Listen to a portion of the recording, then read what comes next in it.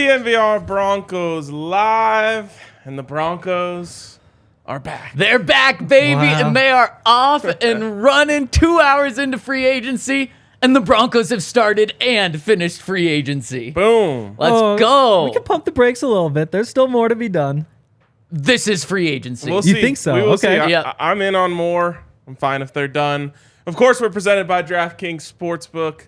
And of course, we are coming to you live. We're from Studio A, where the A stands for bang. Bang, No, come on. bang, bang. There's got to be some more A words for that. There's a hard A in there. Okay. You know what? I like it because that's what the Broncos went out and did. They spent a ton of money, dropped over $30 million on 2 offensive linemen. And as our friend Chris Sims said, they got the big fuckers. They got just their big like fuckers, they baby. were Cheers, going Chris. to. Great call, Chris. And guys, these are exactly the guys I wanted. So I am feeling great about this Broncos free agency 2 hours in. And when I say over, these are their 2 big moves that the Broncos are going to make. And boy, are they big guys. Ben Powers, just a mauler on the offensive line. And Mike McGlinchey, literally a massive man who comes in and finally stops the dreadful right tackle revolving door that the Broncos have had. You hope. You really hope, because that's a lot of money. No, you don't hope. He is. They're giving him $50 million guaranteed. We said the same thing about Juwan James resetting the right tackle market a few years ago. Like, you got to do it. You go get the best. Yeah. How we is had it different? very different conversations about Juwan James. He was an injury machine. And that's exactly what we said. And He missed. McGlinchey did miss half the season last year. He's only had 1 injury throughout his career. True. Juwan James was a completely different situation. Every other year. Injuries do happen when a guy is constantly injured. That's when you say injury prone and you get a little freaked out about him. Mike McGlinchey, 1 injury. Other than that, he has played pretty much every single game at right tackle. Also, for the you said he 49ers. stopped the revolving door, which absolutely is true, because ain't no one else coming in to play that position for a while. That's what I'm saying. So they gave Mike McGlinchey 5 years, $87.5 million. That breaks down to $17.5 million guaranteed. And while I really say that he's the guy for the future, they gave him $50 million guaranteed. So he's around for the next 3 years. Yep. Yeah. Like I said, always in the Mike McGlinchey conversation, a little bit concerned about the transition from that Kyle Shanahan heavy zone run scheme to coming in and playing for the Broncos and doing the Sean Payton thing. With that being said, I'm going to give the benefit of the doubt to Sean Payton himself as it relates to who he wants to play right tackle for him in his scheme. And what I love about this, too, to play off of that, Ryan, is they got exactly who they wanted because they got the first right tackle off the board. And this was a loaded class. Maybe you have Orlando Brown that you're able to bring in and put him at left tackle, slide Garrett over to right. So he was an option. You also had Juwan Taylor, who's certainly a right tackle. And then you also had Caleb McGarry, a guy that we talked about a lot on this show. You had him as well. The Broncos snagged McGlinchey before any of those guys. And they got in a bidding war with the Bears at the end, from my understanding, and came down to $50 million guaranteed that really put them over the top there. So what gives me confidence in that is they didn't just say, we need a right tackle, let's just get one before they run out. They said, we're going to go get our guy, and they did spend more than they needed to, or more than McGlinchey's value. That happens when you're going out on free agency. So if you want to be down on this move, that's where you're down on the move. He was probably a $15 million guy. Paying him $2.5 million more if he's your guy, that doesn't bother me. But for me looking at this, and I've been a fan of McGlinchey this entire time, that's the only downside for me, is just you overpaid a little bit. That's what happens. Meh. Exactly. The scariest part to me is the 49ers fans' reactions. You know, the 49ers fans saying, wow, I can't believe they paid that, or that contract's going to look brutal next year. Like that sort of stuff, because he was kind of, in a lot of ways, kind of their Bulls. You know, he didn't have as many penalties, obviously, but I think part of it is just like you're playing on an island as a right tackle, going up against 101s. The fans are going to see the lows a lot more than they see the highs, but this move does really, really scare me for the Broncos. I think, like, again, it's a good move. You have to do it, but wait, how is it a good move if it scares you? You need a right tackle. And you can't just go half-ass it, and this is kind of the only way to do it when you don't have draft picks. And so you have to pull the trigger. I do think that was the right decision, but boy, does Pro Football Focus's number 44 tackle last year, giving him that much money could lead to some pain in a couple years. Or there's a real chance that he lives up to it, and you do have a Pro Bowl tackle right there. And he hasn't been a Pro Bowler before, but this is one where I don't look at it as a home run signing. It's something you had to do, and they did it, and hopefully it works out. Yeah, I mean, for me, I look at it differently, and it's similar but different. It's you had to get a tackle, and you got one of the three best. I feel like you can argue on the order of what those three are, but I don't think you would argue that he wasn't one of the three best tackles on the market. And I don't think the money is that crazy. No.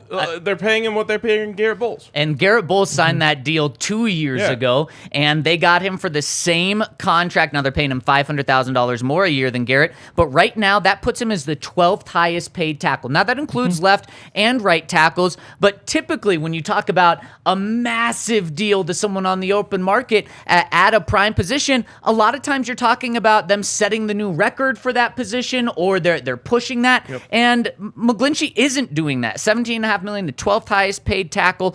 Trent Williams is the highest paid tackle at $23 million. Orlando Brown is but still, I mean, it's the tackle market. I think in the past couple of years, right tackles have closed the gap on left tackles in terms of importance. So they're the same. So I'm not too worried about that. I think Orlando Brown's gonna be pushing that $23 million as well. But the Broncos, they don't come close to resetting the market here. And if you're fine with Garrett Bowles' contract, then I think you have to love this contract, actually, because I do think McGlinchey is the best tackle on this team over Garrett Bowles now. And where I think he ranks, you said the 44th tackle in the NFL last year. There's a new figure out there called Sports Info Solutions, which is a new number. They said he was the 27th best tackle in the NFL last year. So that would put him kind of, one of the worst first tackles on a team, or one of the best second tackles on a team. And that's kind of where he is. That's how I view him, as an above average tackle. And they had him as the 14th best run blocking tackle and the 35th best pass blocking tackle. So he certainly is better in the run game than the pass game. And I think these two moves really point to what Sean Payton is going to want to do, because Ben Powers also very, very good run blocker. According to that same statistic, Ben Powers was the third best offensive lineman run blocking last year. So when Sean Payton comes in and says, we're going to take Russell Wilson off the high dive and we're going to run the ball a lot, he wasn't just saying that. I think this shows that they are really going to do that, and these two moves point to it. Hank, I'm confused because you seem down on this, but you also just tweeted that the Broncos could have the best offensive line in the NFL. It's possible. Like, if they live up to the hype, they have the potential. Like, and again, Ben Powers, I think, is a really good pickup. It's weird. He actually is one of the lowest graded run blockers on Pro Football Focus. And so I just went back through what they called his worst run blocking game. And I think the reason is he just doesn't get a lot of push all the time. He has a tendency to just kind of stay in the same place and hold his ground. Nobody really gets by him. But yeah, I mean, he isn't mobile. He doesn't get to the second level. You're not asking him to run a zone system because, again, like, he could not get up to the linebackers. He's a 335-pound guard. That would be unreasonable to expect. What you do is ask him to hold his ground on the backside, that left side, the left guard spot, so that he opens up cutback lanes coming back through there. And on top of that, he's capable of pulling. Just in watching a little bit, occasionally he doesn't always get to his spot. When he does, puts guys on their back because he's a 335 freak guard. So he is kind of a unique player. Like, typically you think like, oh, it's an offensive lineman, go play offensive line. He has very clear strengths and very clear weaknesses, with the biggest strength being pass protection. Man, that's interesting. And I'm happy that there's starting to become more analytical numbers out there besides just PFF, because that's such a nice thing to just rely on and say he was the third best or something. But like I said, this other stat, Sports Info Solutions, and it's newer. That's the the company that puts it out. Yes, yeah, and so SIS. Yes, and so it's their numbers. Yep. They said he was the third best run blocker among not just guards, among qualifiable offensive linemen. So maybe he's not as bad as PFF said. Maybe he's not as good as this. But it was funny. Henry sent a little highlight reel of Ben Powers last week and said, "Boy, the guy can't move, but he's fun to watch." And half the things were him pulling and moving, and now he's not getting up to the safety level without a doubt. But if you're asking an offensive lineman to do that, you're probably setting him up for failure himself. I thought he moved just fine, but like you said, I mean, he is a big guy. If he gets his hands on you, you're pretty much done. The difference, though, is that he's just pulling. So it's like you take your step back, your 3 steps, and so it's kind of the slower developing play. What he can't do is work off the double team, and then if the other guy's the leverage, then he extends to the next level. He's not getting to the next level fast enough to take out a linebacker, which, again, what you're saying is he excels on powers? Yes, exactly, on powers. So again, like in the last system, he would have really struggled. But in what we can imagine this system is, he should be just fine. And again, like didn't allow a sack last season until the playoffs. I love using moves to give us hints as what the Broncos are trying to do. And so you can pretty much kiss the zone running stuff goodbye. And we'll see how that goes. We'll see how that works. But it didn't work for them last year. That's for damn sure. But now you're probably going to see a lot more power. Absolutely, yeah. And not just in the run game, but also in pass protection. Which is odd, though, because McGlinchey is coming from the pure zone scheme. Right, so maybe it's a mix of what they're going to do. And Ben Powers That's allowed... what it's been in the past, for what it's worth, with Sean Payton. Well, there you go. Yeah. Yeah, exactly. Ben Powers allowed 1 sack last year and only 1 penalty. So that's just key to get a guy who's solid in the run game and the pass game, good in both of those, and then isn't going to be a big liability in one area. And obviously, when we've looked at guys in the past, you're like, oh man, Garrett Bowles, the year he's been better in pass, better in run, but really struggles. Chiefs just gave Juwan Taylor $80 million. What does that tell you about what Orlando Brown wants? Yeah, for sure. Because now the Chiefs will likely lose Orlando Brown. They lost their other right tackle, so they've lost both starting tackles. Now they give Juwan Taylor $80 million. So this makes the Broncos deal for Mike McGlinchey already look better. Yeah. And that was my original, everyone, I think it's the 5 years that drives up the number that makes everyone say, whoa, that's a lot of money. And then look, one press of the division symbol on your calculator and you realize this isn't that bad. Essentially what it is a 3-year, $50 million deal for Mike McGlinchey. That's $16.6 million a year. That means he's going to be here for 3 years. And then after that, you can move on. And we see that guaranteed for Juwan Taylor. We see that happen all the time. After we signed off on Friday, what did the Broncos do with Graham Glasgow? They said, you don't have any guaranteed money left. We're going to move on from you right now. So that's what this is, a 3-year deal. And by the way, with Graham, the Broncos saved $11 million in cap space by moving on from him. Only $3 million in dead money. They spent $13 million a year on Ben Powers. So $2 million for a massive upgrade. Yep. And if you look at this year, Powers' cap hit's probably only $7-8 million, I guess. Right. And same thing with McGlinchey. It's probably more in like the $11-12 million. Yeah. So on top of that, there is still quite a bit more money out there. And I guess we don't have the exact details yet, but there is probably still quite a bit more money left to spend this year. So here's my question for you guys. You can... No, if you want. Yeah, really? I disagree with that. Okay. And when you typically look at free agency, what the Broncos entered today with over $33 million in spending, they need to only hold a couple of $1 million for their draft picks, but then you also have to fill out the rest of their roster. So you can't just say, okay, probably cap hits of 10 and 7 for the guys that they signed today, and then we'll also talk about Jarrett Stidham, so 2 or something like that. So they've spent really, between $15 and $20 million in cap space this year. That's about it in terms of big signings when it comes to what they're going to do with the cap. They still have a couple of days to move on from some other guys to open up cap space, but when fans look at this and they say they have $33 million to spend, they're going to spend all $33 million in free agency. No, the past, I want to say half decade, if not more, the Broncos have carried over $10 million into the following season. So I just want to pump people's brakes and not expect more massive signings to come down. But that's what they were going to do. They were going to come out and they were going to get 1 to 2 starters across their team, and they did that in the first 90 minutes. So I personally think, don't expect many other big moves. I would like one more. Big? I would like one more. Of course you would. Solid to big move, and I bet you can guess what position it is. Cornerback.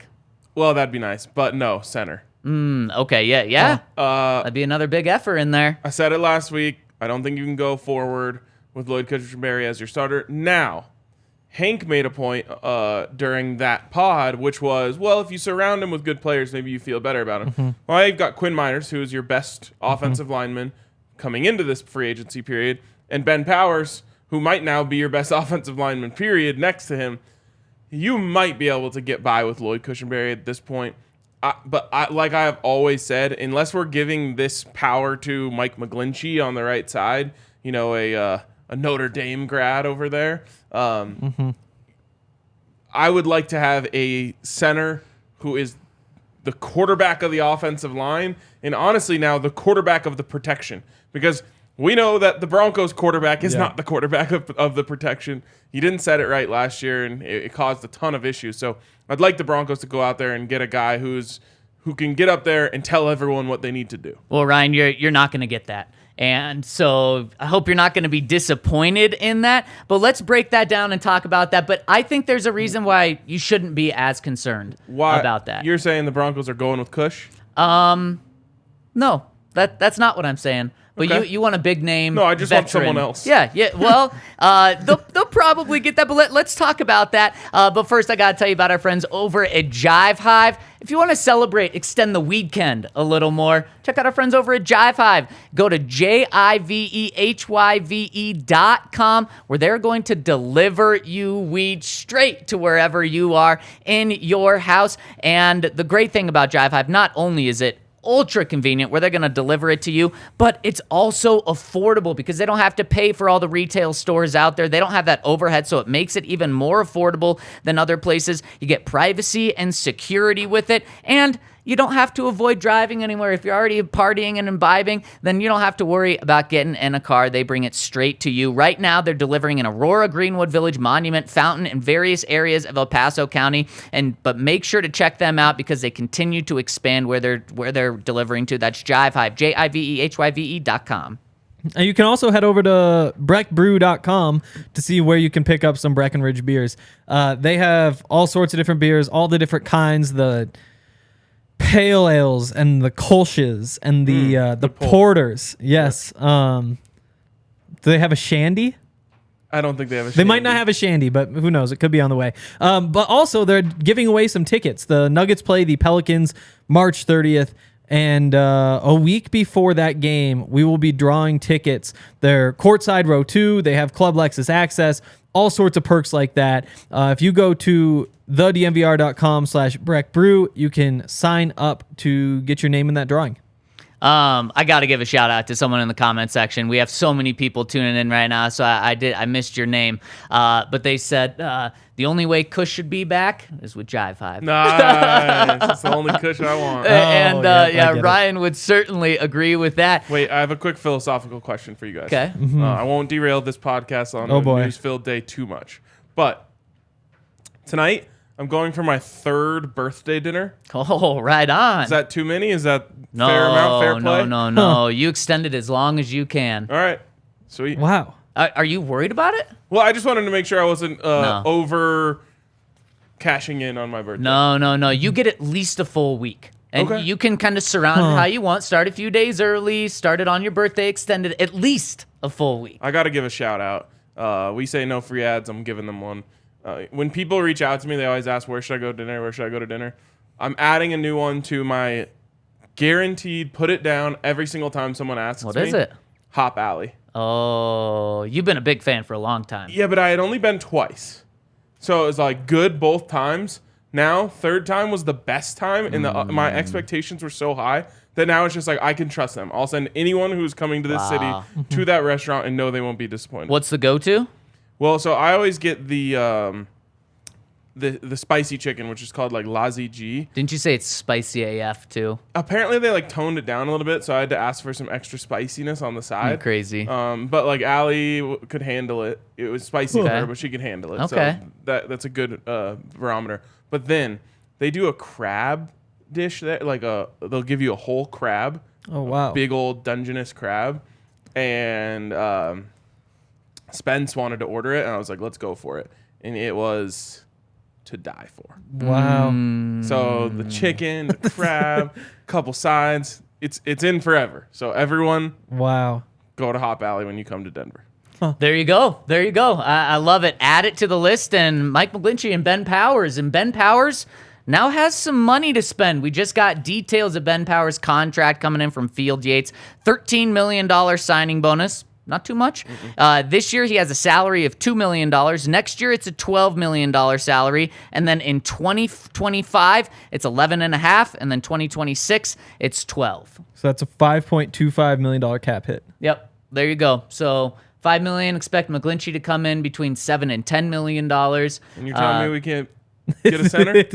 You could. You could. That's just that's more of the I'm going to build this the Madden style. Will I bring my cap hit down to 0 every single year and spend it all? That's just typically not what teams do. No. Now, you can make the argument that Sean Payton likes to maximize all of the cap money he has, but you also have to remember with Russell Wilson's contract getting bigger next year and the year after that in terms of cap hit, I do expect the team to save some money and have some rollover going into next year. And I'm fine with that because this isn't the year where we're talking Super Bowl or bust, even really playoffs or division or bust right there. So I'm okay, especially because they're spending money. If they didn't spend any money and they're rolling $35 million over into next year, then I'd be saying, okay, this is embarrassing. But they're not doing that. So I'm just pumping the brakes. I don't want people to be disappointed because I guess you could be, but I'm not disappointed in what they've done. But here's why I think they're fine at center for right now.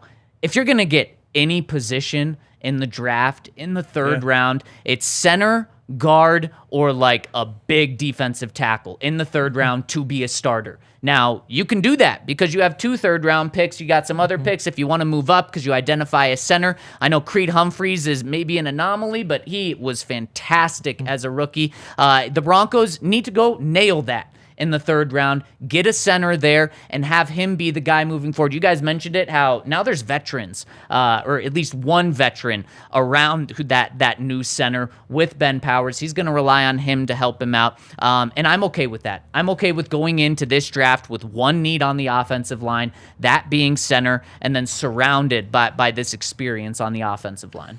Yeah, I don't want my center to be a rookie, to be honest. Now, maybe they draft a guy and like they're talking about, oh my God, this guy's a football genius. His like IQ Lloyd is off the charts. Were they saying that when they drafted him? Yeah, he was like the big plug and Big play. thing I remember is that he like dominated someone big at the Senior Bowl. He was Lloyd was known for the having the mentals coming out of college. Yep. He had that and needed strength. I need to see someone who's done it in the NFL then. Ryan Jensen, one of those guys. Someone mentioned Jason Kelce. I know he announced he's coming back. I assume he meant to the Eagles. He is. He's going back to the Eagles. Assume. Reports made that very clear. Yeah. And that would only make sense. If you're like he's not mulling coming to over the retirement, Broncos. you don't then move your whole life across the country. No. So I don't know.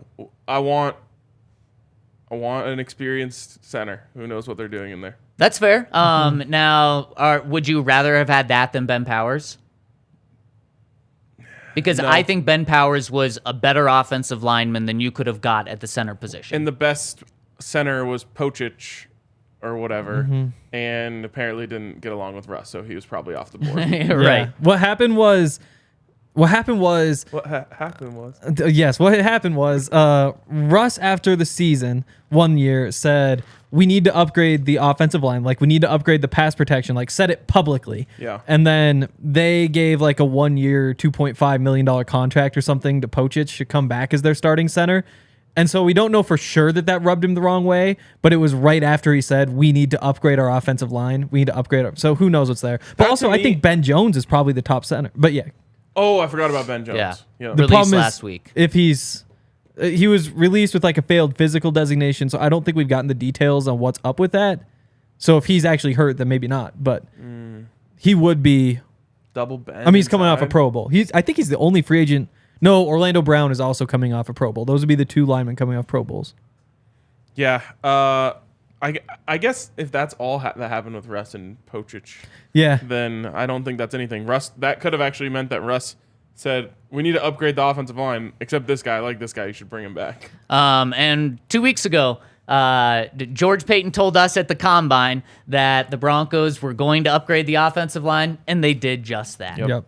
They really did. I mean, I don't know. If you live in like the fairy world where everything is amazing and Garrett Bowles plays the best football of his career and Ben Powers is the guy that he is and Lloyd Cushenberry is upgraded by the people around him or they upgrade that position.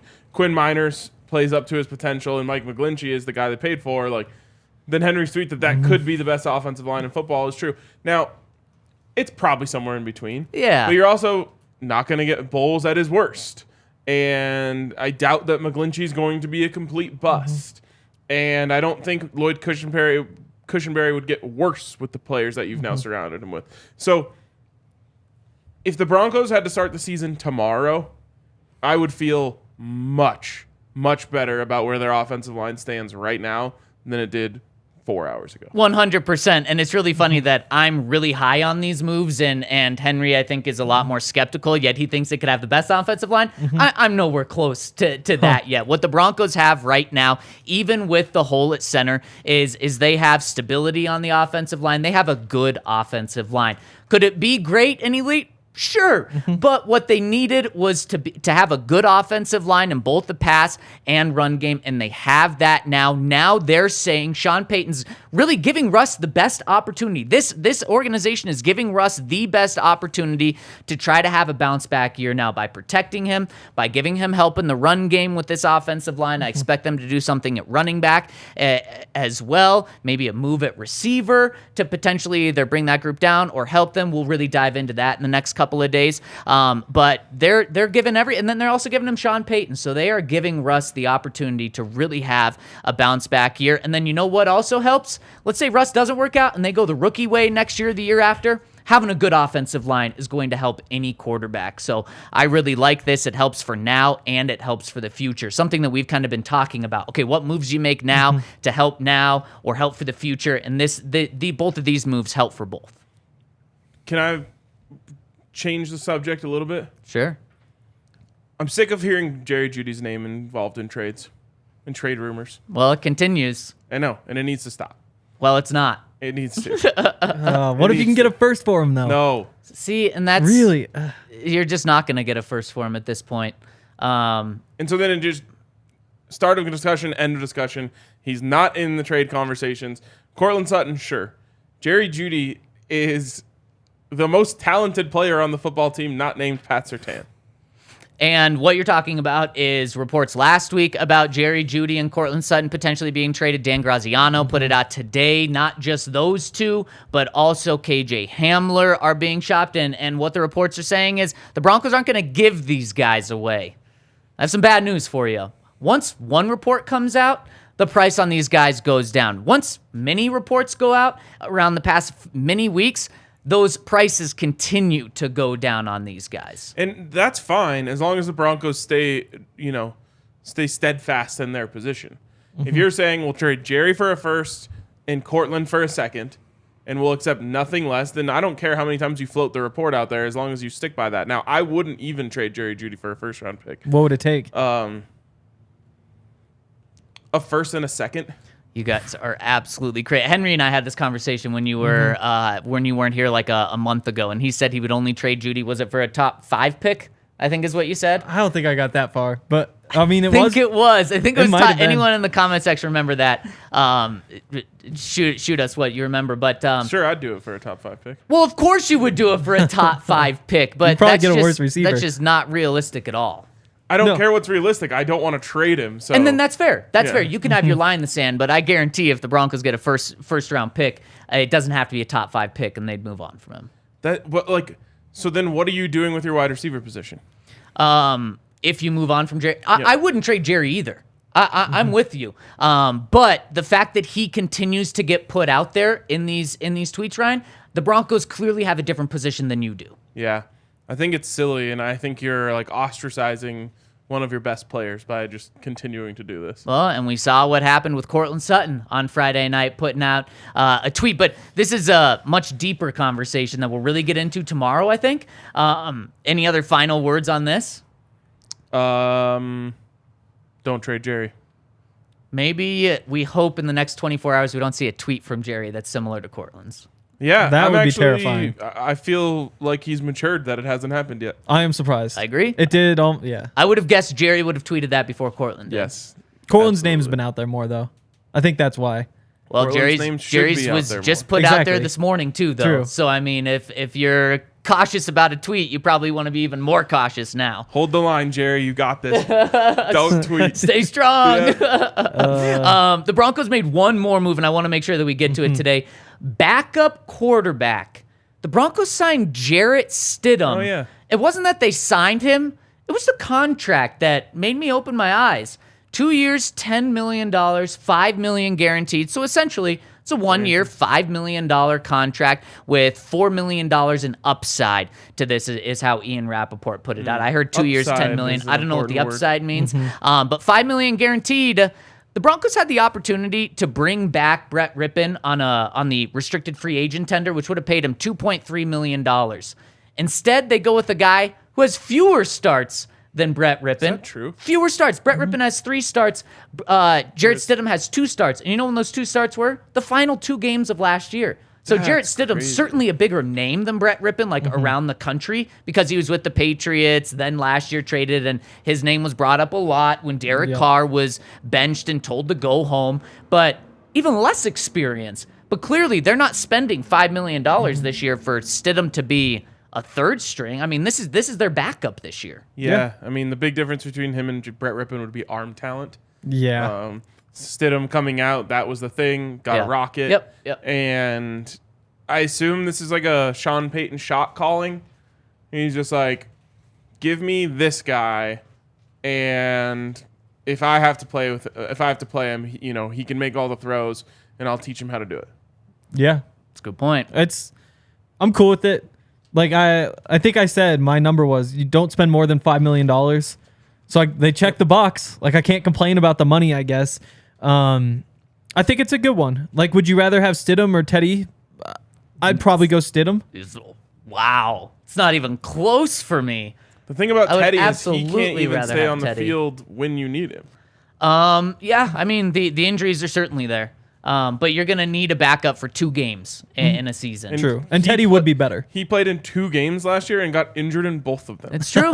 I mean, yeah, that's true. That's something that you factor in. Jarrett Stidham last year, his first NFL start, he threw for 350 yards, Matt Flynn 3 style. touchdowns, and 2 interceptions. And then Slinging. the other game, he had 1 touchdown and 1 interception. I mean, you're getting a very unknown quarterback at this position. Typically, I like to have stability, and I don't really even think you had that with Brett Rippon. So that's why I had no issue with the Broncos moving on from Brett. I just thought that they were going to go spend $5 million on just a way more proven veteran option. Yeah. I mean, if they were shooting for a Super Bowl this year, then that would be the way to do it. Like, what if you need a backup for a playoff game even? Like, you want to have a Teddy instead. But in the Broncos situation, like if their backup quarterback is bad for the 2 games they play, that won't be that big of a deal, I don't think. Whoa, I completely disagree. Really? We're talking about a team that... I'm thinking 350 and 3 tuds if he comes in. So I mean, aren't we thinking this team should be a pushing a 500 record. But pushing with 9-8, pushing with Fucking 10-7. Okay, so then if you need a backup quarterback, he can't just come out and be a guarantee dropping both of those. You can't have bad quarterback play when you're pushing on being a 500 team, pushing on making the playoffs. You got to have good play there. I actually think it's the opposite, Henry. If you're the Chiefs and you're fighting for the Super Bowl, you can have a bad backup quarterback. Obviously, you don't want it, but you can have a bad backup quarterback come in and drop you from 13-4 to 11-5 because you're still going to make the playoffs, and then you're going to have your starting quarterback in there if you again. do. If you do, though, I actually think that's a big piece. What do you mean if you do what? In the playoffs. Like in that case, like if you need Teddy to start a wild card game, then you might need him to get through. I'm saying during the regular season, I think a good backup quarterback is more important. Your margin for error is smaller in the regular season if you're the Broncos. It's more important to have a good quarterback being a borderline team than it is being a number 1 seed going for being a Super Bowl contender. It depends on when the injury happens. If it happens in the playoffs, then you have to bring in. Henry threw out the situation of if you need 2 games in the season, it's not that big of a deal. Well, I'm saying for the Broncos, it's a massive deal. I mean, but a team pushing for the playoffs. It's not going to cost them a Super Bowl.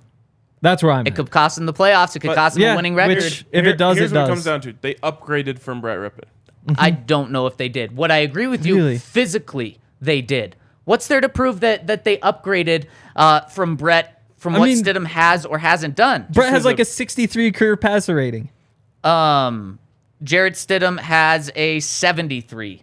There you go. There's an upgrade. There's an upgrade. Jarrett Stidham has never won a game in the NFL. Yeah. Brett Rippon has. That's what happens when you sign 25-year-old career backups. Brett Rippon has played more snaps than Jarrett Stidham. Brett Rippon has more touchdowns. I mean, Brett Rippon is the more experienced He also has more snaps and touchdowns and wins than Bryce Young. I feel like the lack of experience is kind of the appeal with Stidham. Like the fact that he is like the unknown. That's why you're like, hey, why don't we bring him? That's what I mean. It's exactly. So then, okay, well then that's different than being a better backup. If this is, and that's a big issue with this. To me, it just doesn't make the most sense. I would rather have had the experienced guy than necessarily a gamble here. This doesn't bother me that much. If Russ gets injured, the season is over, regardless if it was Brett, if it was Jarrett Stidham. But to me, they downgraded here, maybe at the cost of having a higher upside. And that's what I think this is. So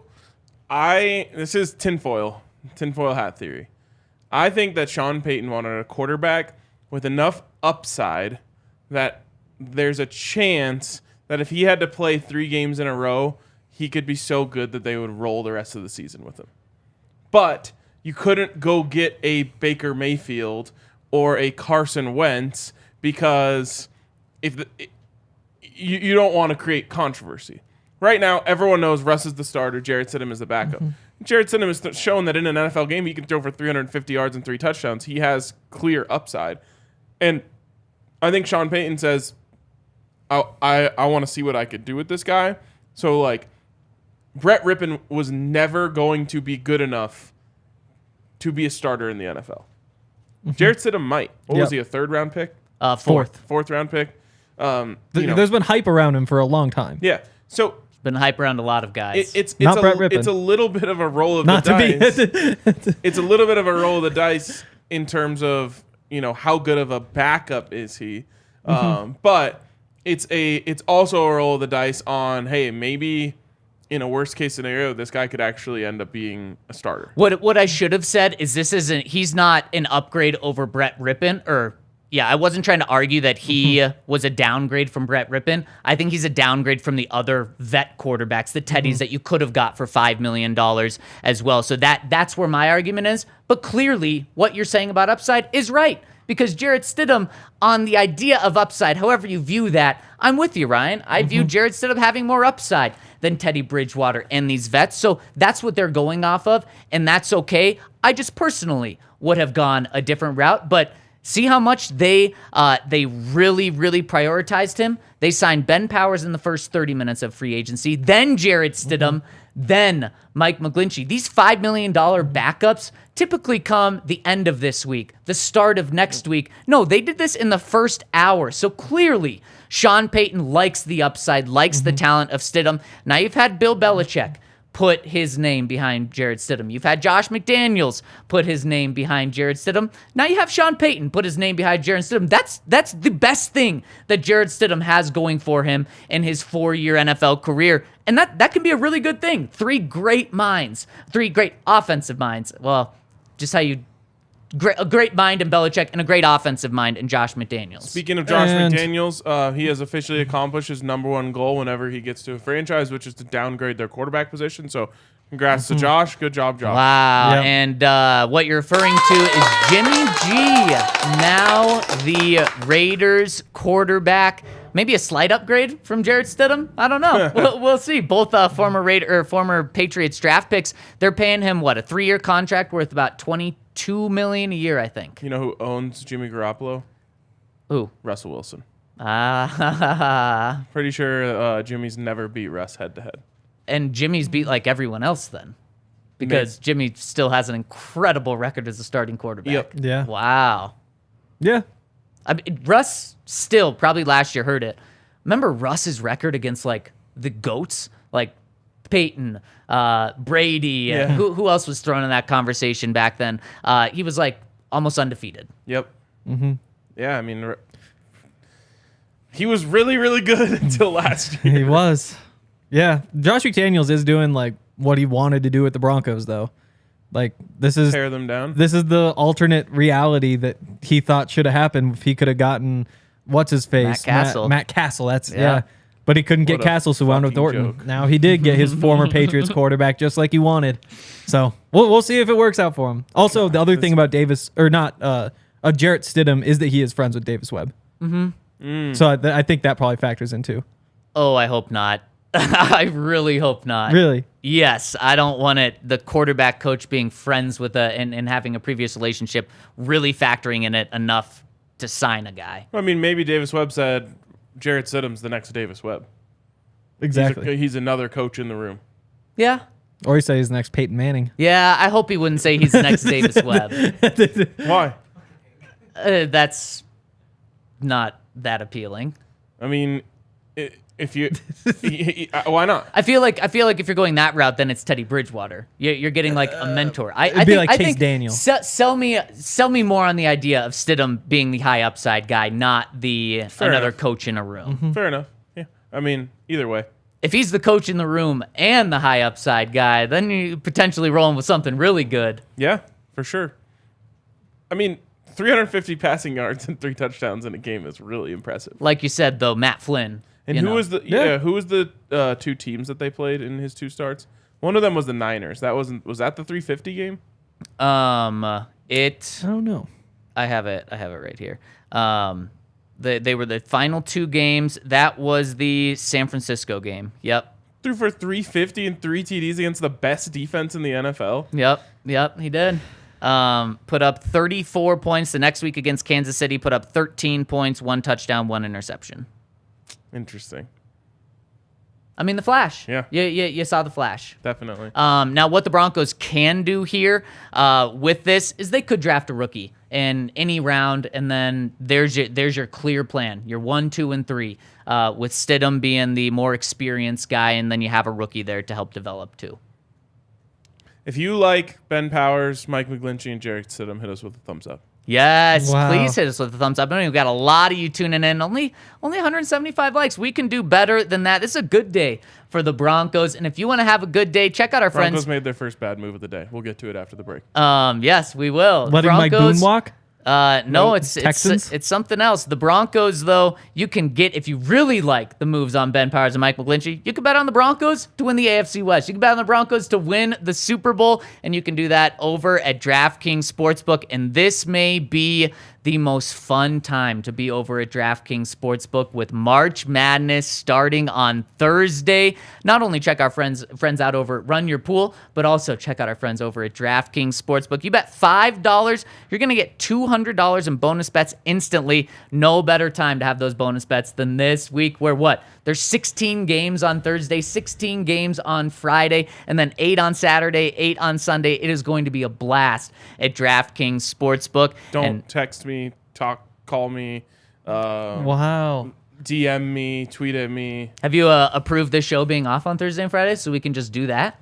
If I have that power, yes. We're off. Congratulations. There we go. Let's go. 3-day week. But head over to Draft. I know probably a lot of you are taking a 3-day week so that you can do that on Thursday and Friday. So check out our friends over at DraftKings Sportsbook. Use our promo code DNVR to get the $200 in bonus bets by placing a $5 bet. That's promo code DNVR over at DraftKings Sportsbook. Minimum age and eligibility restrictions apply. See show notes for details. And if you have a gambling problem, call 1-800-522-4700. Speaking of March Madness, let's give out our DraftKings Sportsbook pick of the week right now. Ooh. I'm going to March Madness, and I'm going with the number 1 overall seed in the entire tournament. No surprise, the Alabama Crimson Tide, plus 190 to make the Final Four. I really like that, so I'm going to be placing that. If you want to join me, it's my DraftKings Sportsbook pick of the week. Final Four for Alabama. I had no idea they were any good until yesterday when they were like, I was like, wait. They're number 1? Alabama, that's a football place. These odds are disappointing. I'm going to go a different way. First round, for there to be a buzzer beater, I believe it's plus 300. I mean, that's an easy one. A buzzer beater only count if the clock runs out while the ball is in the air. No chance to inbound is how they say it. And it has to be for the win. So you can be tied and it's for the win, or like down and it's for the win. Has to be for the win. And that's plus 300 for the first round. You could also get like plus 600 for the first day, plus 600 for the second day. Wow. Then you're just cheering for buzzer beaters. I know, right? Isn't that so much fun? What I want to do is take South Carolina to win the women's tournament because that's just a lock. But they're minus 200, so it's like, my gosh, that is wild. Yeah, no, there's no competition. They will Being win. Minus 200 in a field of 68? 64? Yeah, 68. Is wild. They're perfect. Dominance. They're just bigger and stronger and faster and better than everybody else, and they haven't lost since, like, I don't know, sometime last year. Okay. I love the buzzer beater thing because it's all about making bets to enjoy March Madness. Exactly. So my DraftKings pick of the week is actually 32 picks. I love it. It is. Isn't it more than that? I guess. Well, do you count the first 4? I'm not. No, no. But I thought you're doing this for every single game, or are you just doing first round? Oh, that's true. It is. Well, for the next, however many total games there are. So there'd be 63 because 63 teams lose. Well, 67 if you count first 4. All right. Here's what you do. Every single game of March Madness, you bet the underdog blindly. Money line. Same amount on every single one. Last year, this, I believe, netted Andre and I can look up the actual numbers. I believe we were plus 17 units when all was said and done. Ooh. Just betting on the underdog. And you don't know how freeing and amazing it feels to be rooting for the underdog in every game. You just like, it's the most righteous position you can take in sports. Mm-hmm. Rooting for the underdog every time, no matter what. Especially March Madness, because unless you're a basketball junkie, you don't know who these teams are, but you see a small school playing a powerhouse, and you just want to root for them. Yep. And all it takes is one crazy upset to get you jump started, and it's a lot of fun. So there it is, 63-67 underdogs. There we go. Wow. I love it. And that's our DraftKings Sportsbook pick of the week. What else we got? I know what we got. We all have some Broncos Hawaiian shirts from our friends at Foco. You want to tell me about them? Yeah, they're sweet. You can basically go through the summer just Broncos up while being festive. And so you can get like a Broncos sun hat and a Broncos Hawaiian shirt and Broncos swim trunks and Broncos sandals or Crocs. And you can just be Broncos out 24/7. You could get a bobblehead like the one that we have here on the table. You could get a mini helmet like the one we have here on the table. You can get so much over at Foco. They have all of the gear and memorabilia you could ever dream of. So go over to Foco and use the code DNVR. That's foco.com. Use the code DNVR for 10% off your entire order. Ryan, you asked and you shall receive. The likes have come in droves during that little break there. Wow. And More speaking of that, if you'll hit us with a 5-star review over on Apple, or if you're listening on Spotify, we got a competition going on.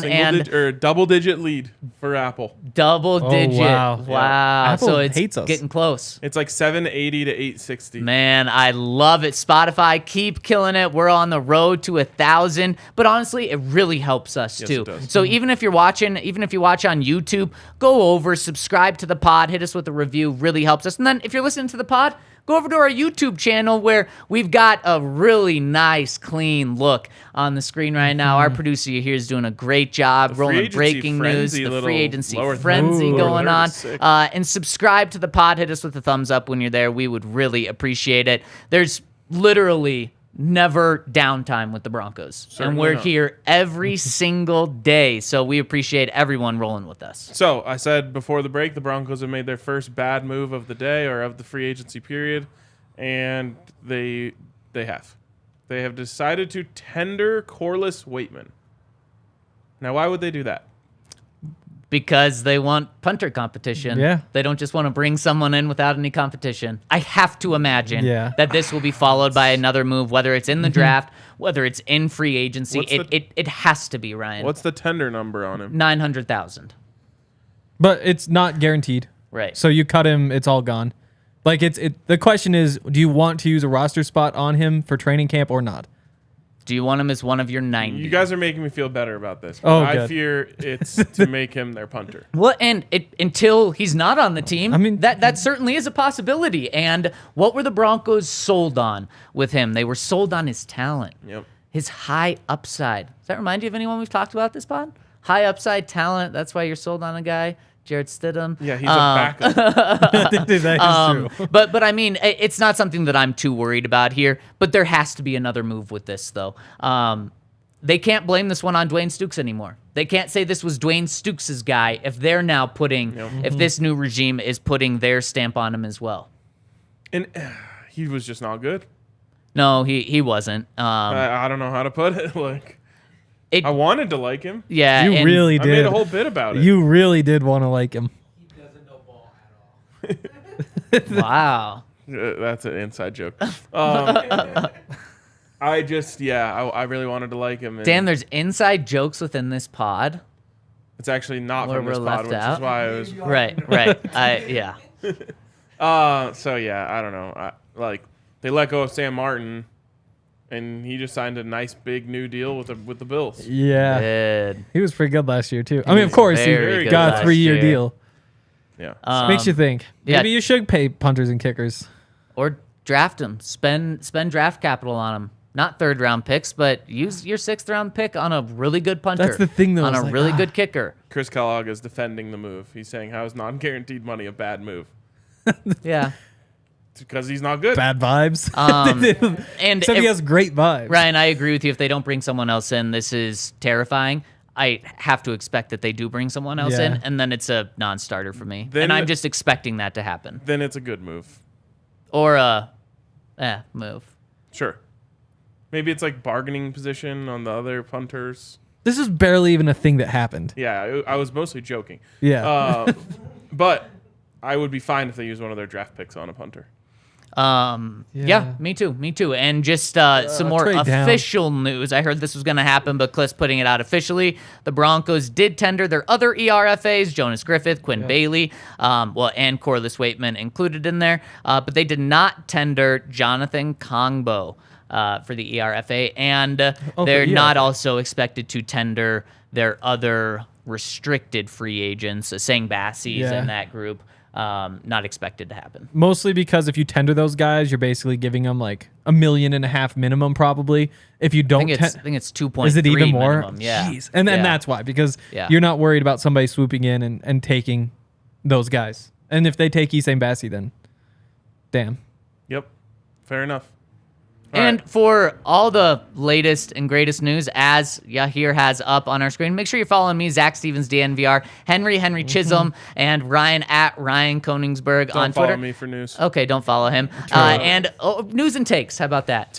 Takes and or puns about news. There we go. 90% puns. And over at DNVR Broncos, our guy Brandon Cristal said, "I've been spending too much time with you today" for a tweet I put out. Wow. Yes.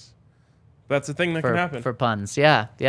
Are we all good? Should we talk to the people? Let's talk to the people. Let's also get to 300 likes. I know we got it in us. Oh, we absolutely have it in us. First one coming in on Super Chats. Yeah. On Super Chats. Wow. We give our producers so much credit today, and he just drops He drops it.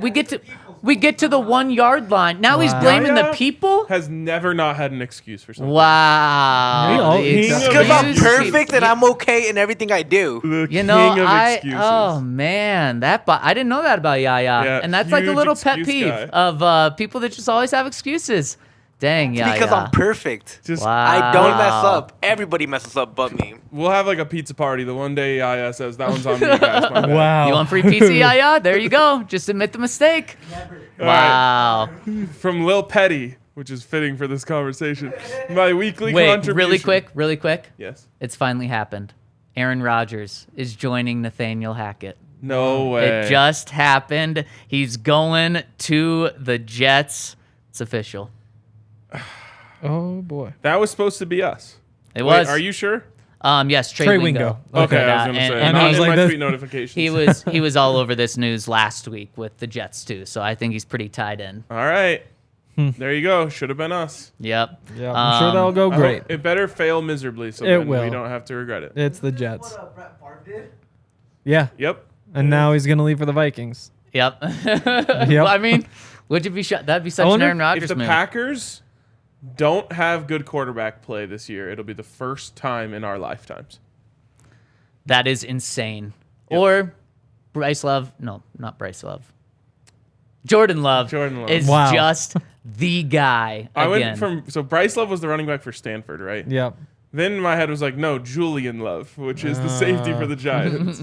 Wow. It is in fact Jordan Love. It would be the first time in our lives that the Packers didn't have a, I don't know, as low as you want to put Aaron Rodgers or Brett Favre, top 5 quarterback in the NFL. Sure. Crazy. No, not Brett Favre. I'm lower on Brett Favre than I am. Well, now I'm definitely lower on Brett Favre than I have been with Rodgers, and you guys know how I am on Aaron Rodgers.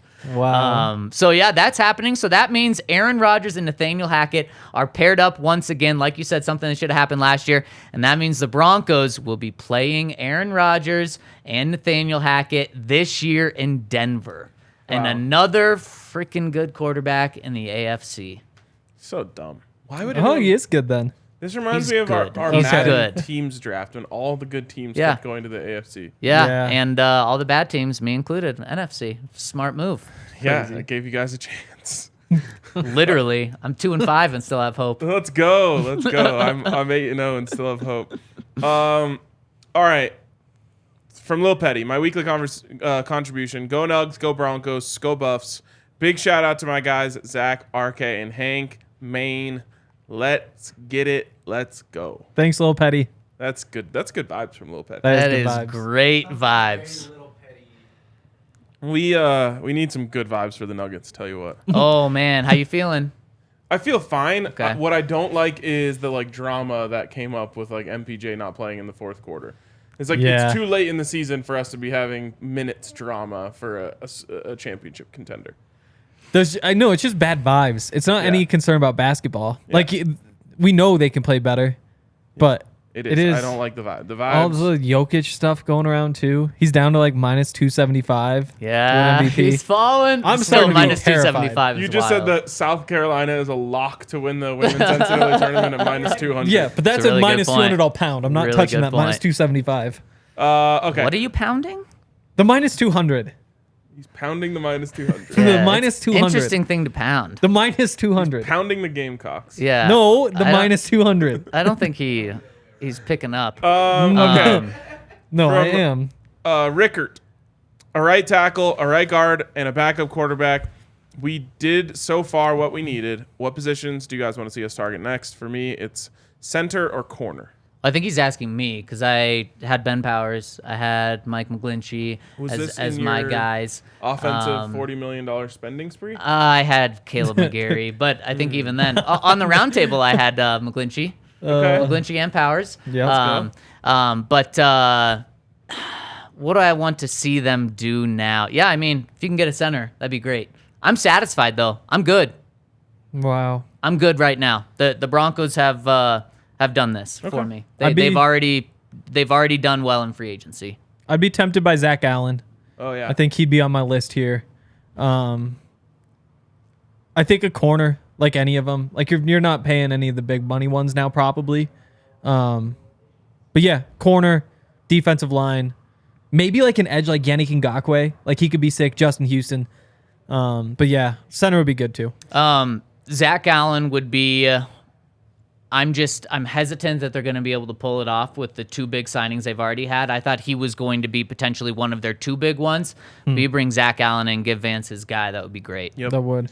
The batted passes. I'm pretty sure nobody batted more passes And at then the bring line. back Shelby. And He just had- back I out know. every That pass anyone ever thought. throws. Yes, exactly. I mean, or just Shelby. You bring him back for $3 million. What you could also do at center, bring back Graham Glasgow. Pay him $3 million, $4 million. You just saved $11 million in cap space by moving on from it. If you want a veteran, there you go. There we go. BK says, with OL signing, who do you think they'll draft? The Broncos will draft with their first pick. Right in the sweet spot of the draft, 68. Yeah, I mean, perfect spots. It's a center. I mean, like this is a deep center class. It's the one hole. It's got to be a center. And I guess they're back to back, so I could get screwed by the fact they use their second pick on it and go somewhere else. But center. Don't sleep on tackle either. Okay. Garrett Bowles could you can easily move on from his contract next year. Yeah. And if you get a guy who you think is a really good developmental left tackle, tackle in the draft in the 3rd round, that's hard to pass up on. That's like, I mean, you save 16 mil if you move on from Bowles next year. So it's like a lottery ticket. Like, is that guy good enough to save you $16 million? That's worth a 3rd round pick. I think Especially so. if Bowles is still decent, you trade him. Especially because the 3rd round pick is even less, so it's like a $15 million trade off. Yep. Yeah.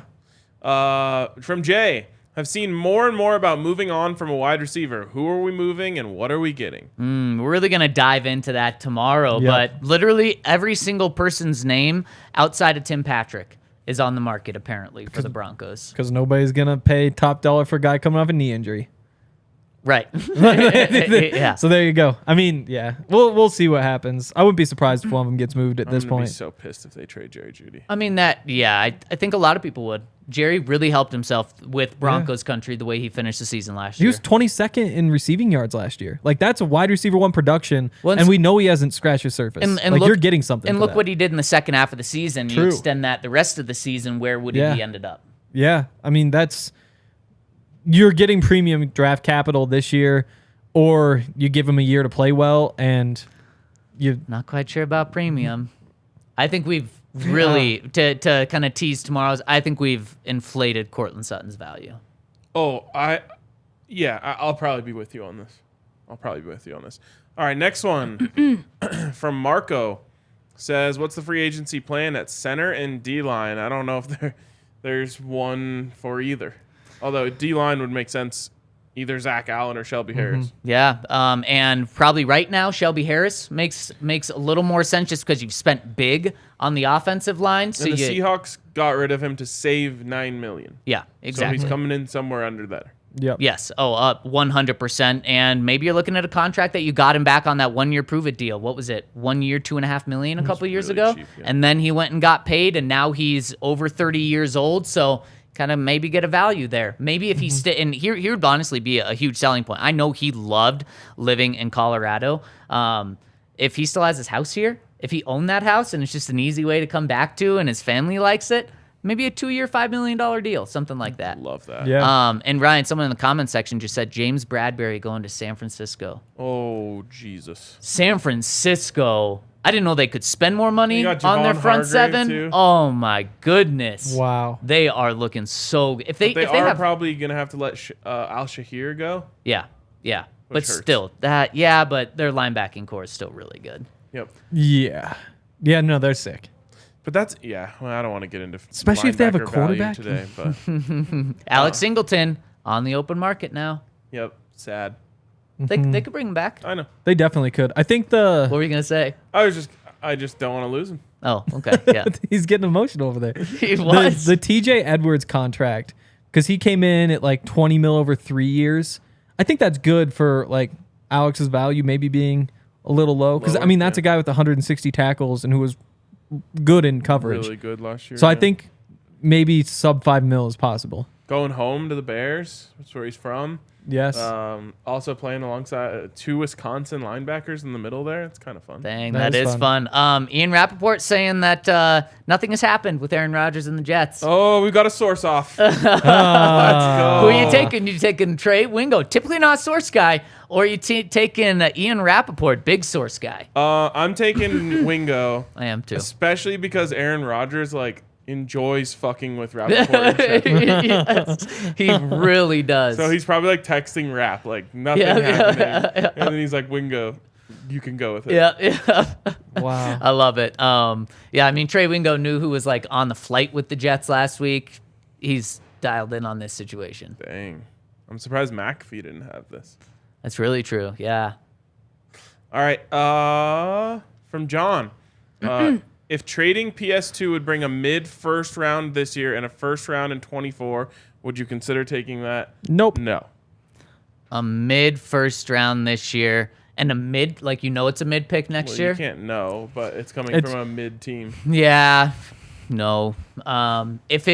Would you do the deal What's if the it's point of getting good players if you're just going to trade them? Well, here's you think you're going to be able to, it's going to help you get a quarterback next year. And so then the conversation has to be I don't know. Don't the Houston Texans have the 11th pick this year too, or Yeah. the 12th pick or something along Yeah, with the number 11. 2 pick? So if you were to get that pick and their 1, and then there's a 1 next year, and then there's hopes of them being really bad again, that's one where I think you consider it more. But if you're trading with who's a mid team, where you know they're not The going to get. Packers? The Titans. Oh man, the Titans may be a different Packers thing. could bottom out too. By the way, James Bradbury is not going anywhere here. Oh, okay. Wow, Oh, someone lying in the comment wow. section. Never listening to the comment section again. Debo called him trash, so I don't think he wants to go play with Oh. him. Or he does. He wants Just to go show him in lock him practice down, every day. yeah. Wow. What was I saying there? About just trading with a mid team. Oh yeah, it would have to be with a bad team in order to even think about trading. What are we, the Patrick Surtain. Colorado Rockies? You just get Exactly. good players and then get rid of them as fast as you can? Yeah. Well, if you're questionable on Russ, don't you always have to be thinking about the quarterback position? If you're trading can Pat think about Surtain, it. trade everyone else too. Sure, yeah, and just completely tear it Yes. down. Yeah. yeah. That's the number one person you shouldn't trade. Yeah. So if you're willing to trade him, trade Jerry and Cortland and every Quinn. other good player you have. Yep. Yeah. And Yeah. just tank. And it's to get a quarterback. Realistically, I need a third first to think about it. You're not getting 3 1s for a corner, which is That's fair. why he's not trading. Which is totally Yeah. fair. Yeah. You would just never trade him. Exactly. He should be here to the very last snap of his career. Unless it helps you get a quarterback, because Russ isn't the guy. But I mean, realistically, no. You're not going to be able to find that out this year. So yes, you are turning that deal down. Yep. And next one from Shagwellin. Shagwellin. Shagwellin says Ben Powers' cap is $2 million. Do we know McGlinchey's cap hit? Can't wait to visit the bar next month. And like we talked about, I believe his cap hit is over $2 million. It's That's- 5.5, 5.25. 5.25 because the $2 million's a salary. Yeah. You also have the 25% of the signing bonus. Yep. So $5 million. McGlinchey probably between $7 and $10 million. So sure, there's money left to spend, but they got to fill out the roster too. And when I say that, this is done, they could sign other guys like Alex Singleton and names we know who can come in and contribute and can start. But Ben Powers and Mike McGlinchey, they're going to be the headliners of this class. As they should be. Yep. Yep. Questions whether you get turn it into a big three. You tack on your, who is that? Chris Bosh. Can you get a Chris Bosh to go with your Dwayne Wade and LeBron James? Oh, You're not Chris getting Bosh another was LeBron. So overrated. Well, yeah, that's true. But again, it's like to get a $10 million guy. Give me Shelby Harris and Alex Singleton, and let's play ball. There you go. That seems very manageable. Yeah, exactly. And that's what I'm saying you can do. You would roll over a bunch of cap space next year too if you need to eat the Russ hit. I don't know about a bunch. Alex Singleton and Shelby Harris are probably $7 million against the cap this year, because Shelby's probably a 1-year deal, so you're not pushing it into next year for 2.5. So that's $7 million, and then you're rolling $10 million into next year, if that. $7 million. It'd be more than that, because then you also factor in it's the top 51, so you get another $1.5 million back. You know, like the McGlinchey thing. We'll see what the numbers are. But like they're at what, 29.5 basically after Powers, but before McGlinchey. So that would get them down to like 22. Your draft class is going to cost like $500K versus where you are now. No, I think it's like $3 million. But you subtract out the bonus. So your lowest cap hit, like your highest cap hit's like 1.0 something. So when you get to subtract a minus 750 from that, it's like 250. So, I mean, you're going to be around $20 million, especially after Jarrett Stidham, probably around $17 million in cap space after today's moves. To round out the roster, it's probably another 7 to 10 mil. And then there you go. Then you're rolling 7 to 10 mil into next year, too. Sweet. And the cap is fake. Yeah, if they wanted to. But again, I'm okay with them not doing so many cap maneuverings for this year to make this year good. I just mean, just for the rest of time for the Broncos, the cap means less than it does to everyone else. It does. You get like a 4-year period where you can just go pretty crazy. You just got to pick when that is. That Sean Payton wants to coach. Yeah, I was going to say, let's not start that this year. Next year, I'm all in. Exactly. Sure. And then, you never know. Like, there's always guys who slip through the cracks and end up kind of out there a week from now. Yeah. Right. Maybe Zac Allen ends up being a guy like that. Now, it's unlikely, but we wouldn't have thought, like, didn't the Broncos sign Bryce Callahan, like, weeks later, or was it Fuller? I believe it was Callahan. They signed him Saturday morning at the end of the first week of free agency. Yeah, so for like $21 million over 3 years, $7 million a year. Right. And I think it was just 7 guaranteed. Here's a big one, though. Shelby Harris, a couple of years ago. Remember, he went on the market, wanted a big money deal, didn't get it. So then he came back. He wanted like $10, $15 million a year. He wanted Malik Jackson money. He didn't get it, came back on that 1 year, $2.5 million deal. So if that happens with Zac Allen and you're able to get him and his going back to the team isn't going back to the Cardinals, is going back with Vance Joseph, that's how maybe you get a deal with them. Yep.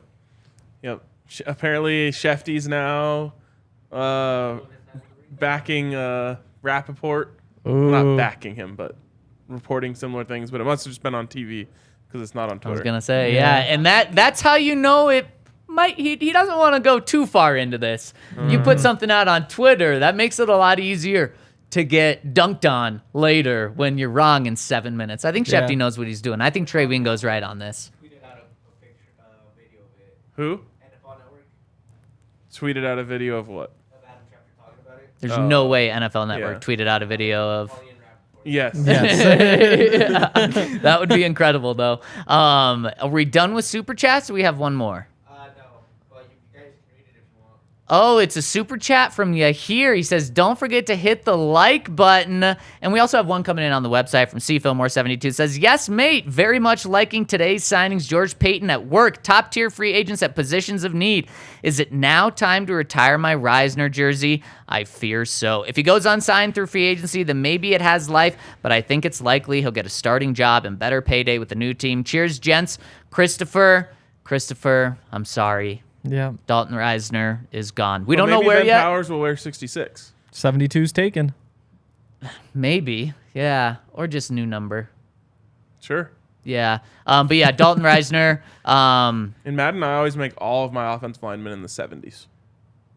Fair. So it used to be like, what is it? You don't have to go home, but you can't stay here. oh, So unfortunately, Damn. the You also can't stay home, actually. yeah, you can't stay home, you can't stay here, but enjoy a big payday, Dalton Reisner, because you're gonna Yeah. get it somewhere. We'll be cheering for him all the way. Absolutely.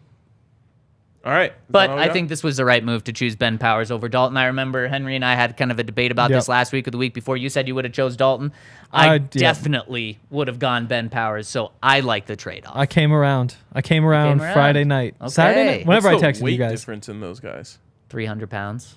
Oh, 30 pounds. I'm sorry. 600-pound Ben Powers. He'd be like that creative guy that everyone does in Madden when they're growing up. Like he's 600 or 400 pounds and he has 90 speed or something. Yes. And he's great He catchability. He doesn't have the 90 speed, but so it's 300 versus 330. Yeah, Yeah, Ben Powers is large. he's He's powerful. large. He is powerful. Oh yeah, and On our way out. we'll finish here with yes. an ode to our good friend Chris Sims, who absolutely nailed this. Earmuffs. We're going out on this. We will catch you guys tomorrow. Great first day of free agency for the Denver Broncos. I will be shocked if the first thing that's not done as far as free agency or big move is offensive line. Yeah. He's going to go just what he did with Drew Brees. He's going to get the biggest group of big fuckers. Yes, Shotgun a Red Bull.